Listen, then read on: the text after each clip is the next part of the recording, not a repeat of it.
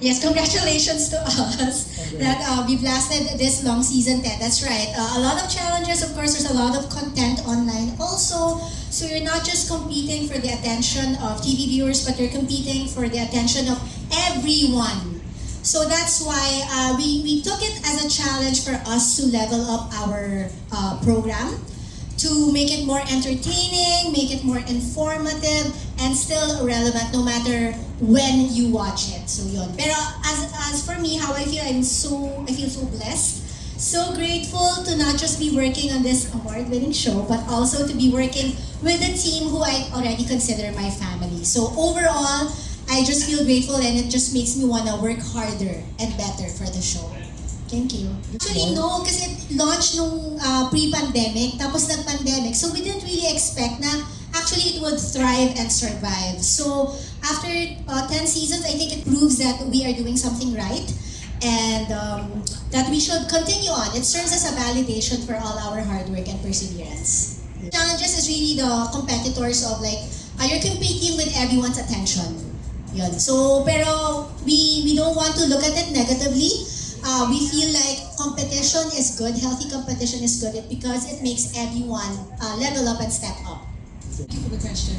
For us, we have been having year-long promotions about Hong Kong in the Philippines, and we have a lot of Filipinos who love Hong Kong. For us, I think at the beginning of the year, we actually rolled out a series of promotions talking about Super March, where we had talking about all the rugby sevens being held in Kai Tak Stadium, as well as Coldplay concerts and all.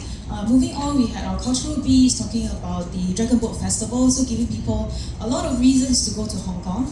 And moving along, I think we just heard about the Summer Viva, which is something which we wanted to showcase all these summer activities in Hong Kong. So apart from all your Disneyland as well as Ocean Park activities, for families who want to maybe have a little bit more of the education aspect, you can also take a boat ride to the Sai Kung area, which is the eastern side of Hong Kong, to really look at like the volcanic rock formations and all these things which you can learn about nature, about geography and all. And I also heard that the Filipinos are very much into wellness and running. So all the greenery in Hong Kong, which takes up about 40% of Hong Kong actually, is really the place to go to enjoy summer viva in Hong Kong. Yeah.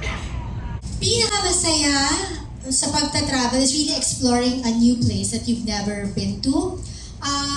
When you travel kasi, parang opens up your mind, opens your eyes to a whole new experience na nakasanayan kasi natin, nasa comfort zone tayo. But when you go to a new place, marami pala, malaki ang mundo, malawak ang mundo. I think that's the biggest thing for me. And also connecting with other people, with other nationalities. And the challenge, syempre, when you get older, minsan, financial constraints, time constraints, and also health constraints, syempre pag nagkakaedad na, the joints and all that. So I think those are the challenges, and I think you have to find the perfect balance of your vitality and also if you can afford it.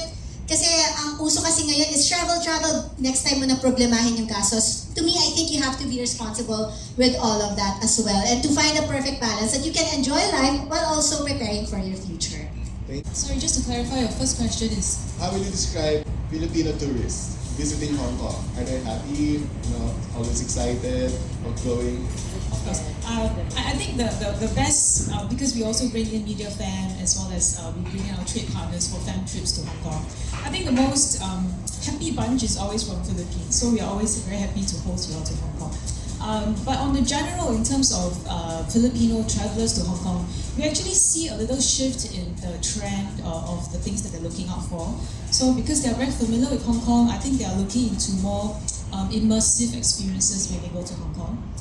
Say for example, they love the food in Hong Kong, but beyond just going to a restaurant to order a plate of dim sum, they want to make the dim sum, right? And say for example, they also want to look at some of the cultural workshops that they can participate in.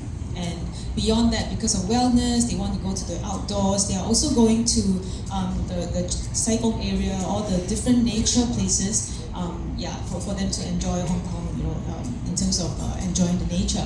And beyond that, I think in terms of entertainment, music festivals is something that people are traveling for. So the Filipinos actually will travel to Hong Kong for your big events like your music festivals, Hong Kong Wine and Dine Festival, and a lot more of all these events that we have throughout the whole year in Hong Kong.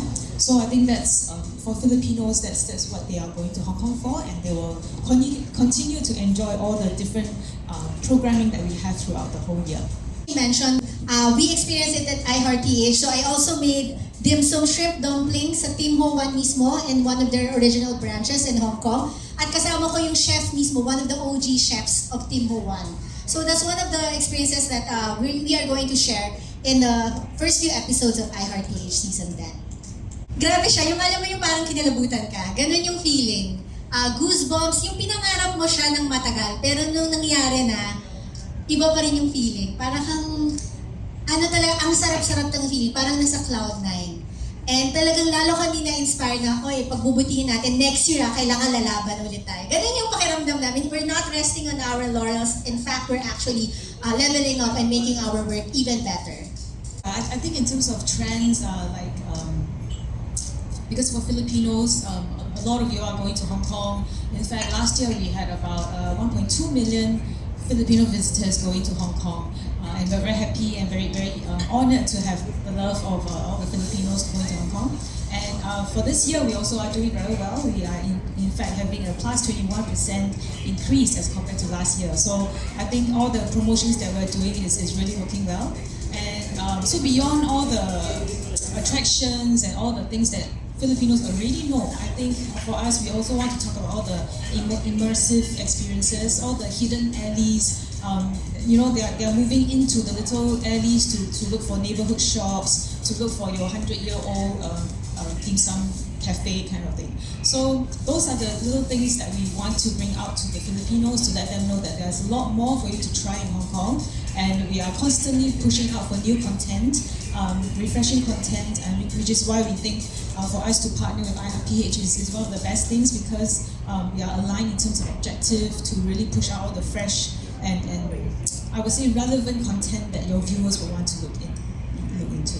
Kasi for this partnership namin with Hong Kong Tourism Board, we discovered and rediscovered Hong Kong. So for yung mga usual na napupuntahan natin, di ba, the Mongping, the Hong Kong Disneyland, of course we're all very excited with that. Pero meron ako in-explore na off the beaten paths. Like the more laid back Hong Kong, I went to Tai O Fishing Village, which is actually Hong Kong pala before was a fishing village. So talagang sobrang laid back, hindi yun yung iniisip natin Hong Kong na hustle and bustle of city life. It's actually very relaxing. And I also met a Tai O resident.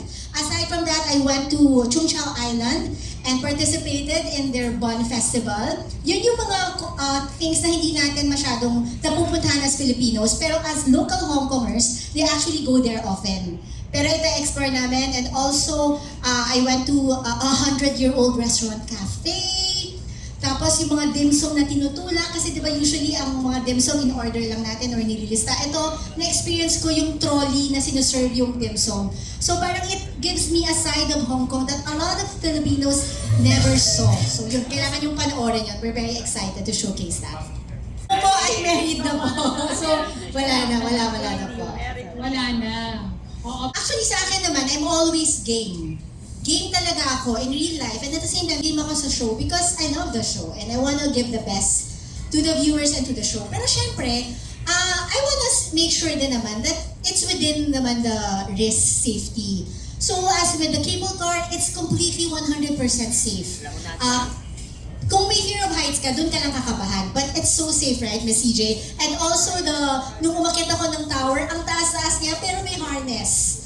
So parang, I wanna try, I wanna give my all, pero syempre, I wanna make sure din naman that everyone is safe. And also, dun sa tower, a lot of kids are climbing. So nung nandun ako, sabi ko, kung sila kaya nila, nakakahiya naman kung di ko kakayanan. Kaya talagang kinapalan ko yung balat ko, tsaka nilakasan ko yung loob ko. So kaya naman. Actually, traveling to Hong Kong is so hassle-free. There's no visa.